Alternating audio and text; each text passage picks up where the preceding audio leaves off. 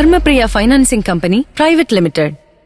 കേരളത്തിലെ അടിസ്ഥാന ജനവിഭാഗങ്ങളുടെ പ്രശ്നങ്ങൾ പരിഹരിക്കാൻ ഇതുവരെ സംസ്ഥാന ഭരണത്തിലിരുന്ന രാഷ്ട്രീയ മുന്നണികൾക്ക് കഴിഞ്ഞിട്ടില്ല എന്ന് ബിജെപി മുൻ സംസ്ഥാന പ്രസിഡന്റ് കുമ്മനം രാജശേഖരൻ.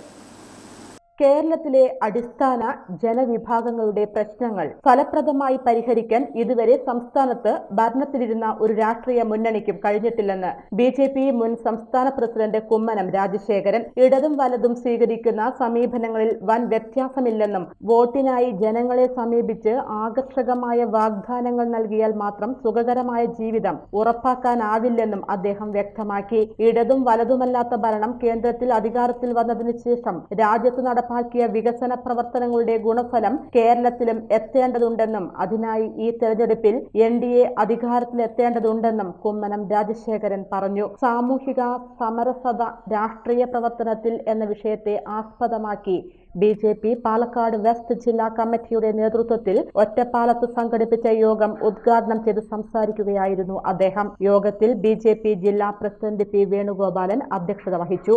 ബിജെപി മേഖലാ ജനറൽ സെക്രട്ടറി ടി ശങ്കരൻകുട്ടി, ജില്ലാ general secretary Babu Pookkattiri, OBC Morcha ജില്ലാ പ്രസിഡന്റ് മോഹനൻ കല്ലേപ്പുള്ളി, ജയൻ മലനാട്, ശ്രീധരൻ തുടങ്ങിയവർ പരിപാടിയിൽ സന്നിഹിതരായിരുന്നു.